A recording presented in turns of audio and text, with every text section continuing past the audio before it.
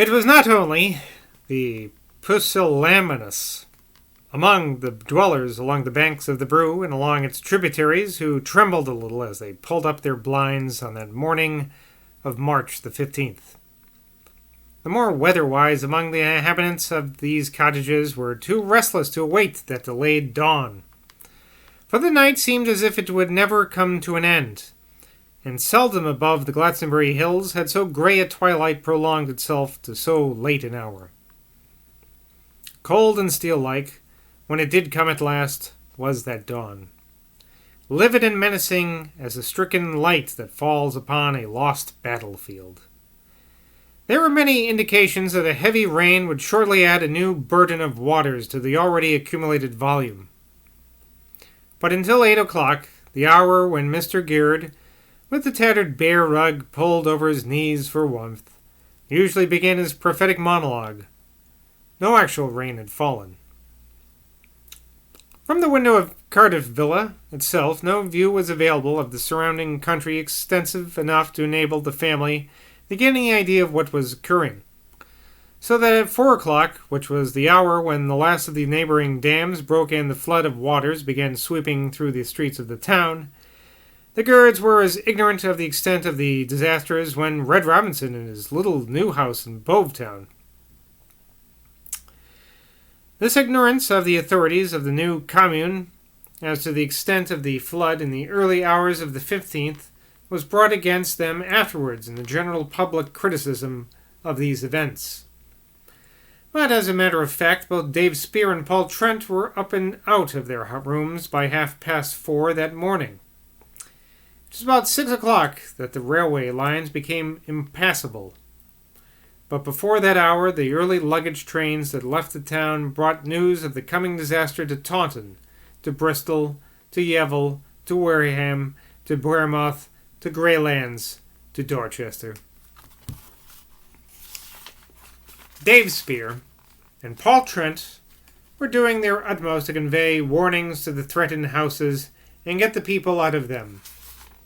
But when officials from Taunton began interfering with them, they relinquished their authority and handed over the whole management of affairs to Lord Brent, a cousin of Lord P., who at that time was the High Sheriff of Somersetshire. This energetic gentleman, who had a house not far from Middlezoy, had been rendered sleepless by the fact that his own dwelling was on low-lying ground. Lord Brent had kept in close touch with both police and military all through that agitating night, and was on the spot at a very early hour. It was he who, before the little commune's authorities had thought it necessary to make such an appeal, had stirred up the local Air Force commanders and caused military aircraft carrying tents and provisions to land at Whirl Hill and establish an emergency camp up there.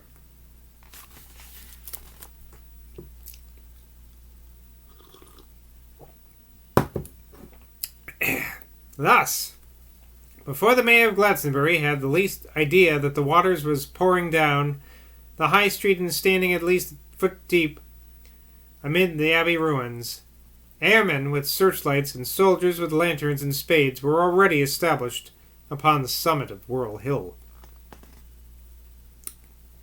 It was from this point of observation, while he rested from his labors of directing rescue parties, that Dave Spear surveyed the ghastly dawn of the 15th of March. By his side as he stood up there was none other than Philip Crowe. Philip, like Lord Brent, and for the same reason, had kept his clothes on all that night.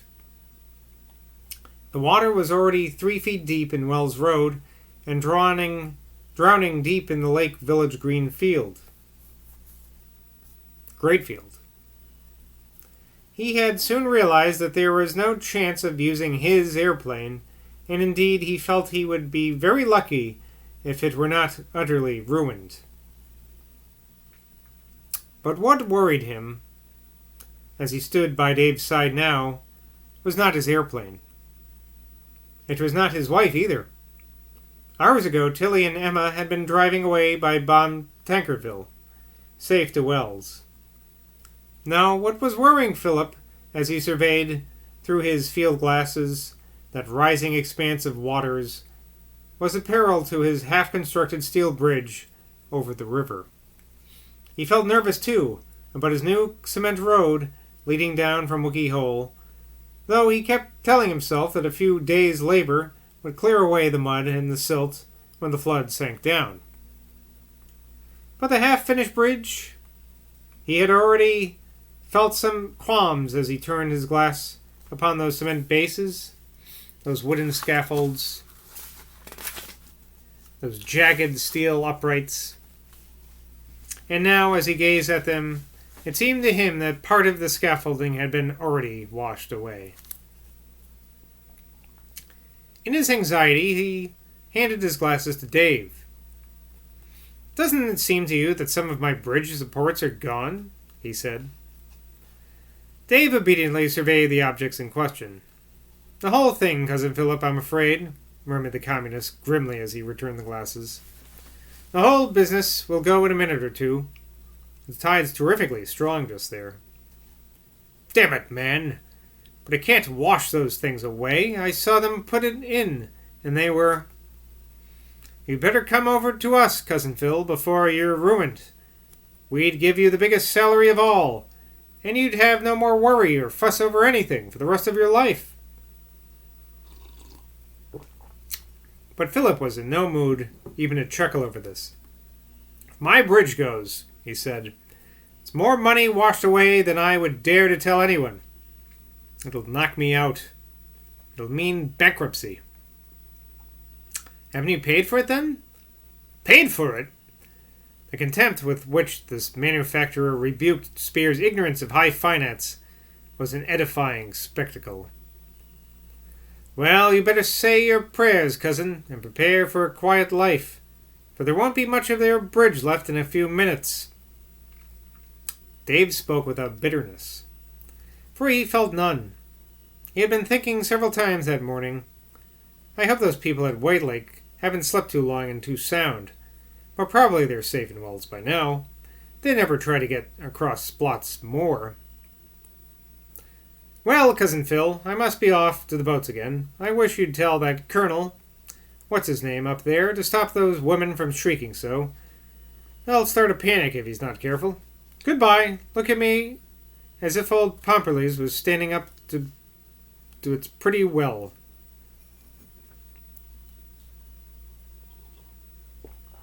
Philip bit his lip. It was hard to believe that this innocent Dave hadn't meant that remark, at least as a nasty dig at the modern bridge builder. Damn. It would be just like the devilish irony of things for that old stone bridge to survive, while his new steel bridge was washed away. He lifted his glasses again. What a sight it was. The sun had risen now, and though its red orb was hidden by lowering gray clouds, the ghastly expanse of water spread away before him under a light that displayed the full extent of this overwhelming act of God, which had reduced the difference between capitalism and communism to such a tragic neutrality. By the aid of his glasses, Philip could see some very curious details of this appalling panorama of a drowned world.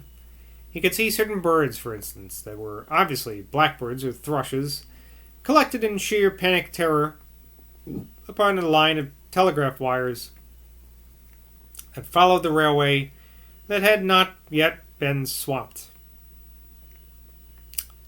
He could see the bodies of several drowned animals. He could not make out whether they were cows or horses, floating rapidly along the tide of the river, which was differentiated from the mass of waters both by the color of its waves and the speed of their flow. He could see huddled human figures on the roof of several houses in the paradise slums, and still more of them among the outlying quarter of the town known as Beckery. He could see the boats of the rescuers moving about among the semi-detached houses and villas in Wells Road, and, as far as he could make out, there was a large crowd of people on the roof of Dickory Cantle's tavern near the cattle market. But it was the livid tint of the waters, where there were no streets, that was so particularly ghastly. Philip, as he knew, was the extreme reverse of an imaginative person. But even he was struck by the lurid effect produced by certain isolated houses near the sinister rush of the main current of the brew. The water positively foamed as it swirled and eddied about these luckless edifices, which hardly looked like houses at all now, but rather resembled ugly and shapeless islands of dark rock, against which the tops of the wretched garden trees were swaying and tossing, as if they were masses of green seaweed. One especial thing that struck his pragmatic and literal mind was the extraordinary difference between his murderous-looking floodwater and all other bodies of water he had ever seen or known. The brownish-gray expanse before him was not like the sea, nor was it like a lake. It was a thing different from every other natural phenomenon. A breath of abominable and shivering chilliness rose up from this moving plain of waters, a chilliness that was more than material, a chilliness that carried with it a wafture of mental horror. It was as if some ultimate cosmogonic catastrophic implying the final extinction of all planetary life had commenced. A wild wind of death rose from that mounting flood that carried a feeling of water-soaked, disfigured corpses. Philip knew that the actual victims could only be, at the worst, amount to a few score, but that death look upon this livid water suggested a disaster that could not be estimated in physical numbers. That hard, narrow cranium beneath its gray cloth cap was not stunted or numbed, was not distracted or crazed, was not even bewildered by what it confronted. This might prove the final Waterloo to this furious strategist, but it left his limited, concentrated fighting intelligence quite unclouded, indeed strung up and abnormally alert. As far as his emotional response to it was concerned, it was the response of the most average and thick-skinned person, and for that very reason it caught the spectacle of what lay before it in what might be called its primeval animal skin shiver. Glastonbury is in peril, is what Ned Atling would have felt. But apart from the fate of his bridge and his road, what Philip was aware of was simply the threat of a down-swallowing, in-sucking enemy. Let it be noted here and now that no living human being who passed through this appalling hours of the 15th of March was less frightened, in the ordinary sense of the word, than was Philip Crowe. It had always been, secretly, exultantly, proudly, with the natural elements rather than with man and woman, that Philip had felt himself contending. Such a skin-to-skin, belly-to-belly contest with nature was his notion of the whole meaning of existence. So that, unlike other minds, who had to see torn away an elaborate psychic complication of social feelings before they came down to the bedrock issue, he was confused by no marginal qualms. Its eccentric mayor was not the only magnate of the little Glastonbury commune who awoke that day to a somewhat belated knowledge of the approaching catastrophe. Red Robinson and his easy-natured bride were so enamored of each other and so busy in preparing breakfast in their small dwelling on the slope above Bovetown that they discounted for quite a long while the agitated bustling to and fro of their less self-centered neighbors. "There go the people from the end house," Sally cried out as she left their table and rushed to the little window. "There go them others ready, and they be carrying their pots and pans. Flood by come, me darlin', but as bain't going to run away carrying no saucepans nor no teapots, be us?" Well, we'll end it there. New characters introducing. So now we're on part 200 today. Part 200. Since I locked down my life. Oh, I was getting locked down before then anyway. Anyway, I'll see you again tomorrow. Cheers.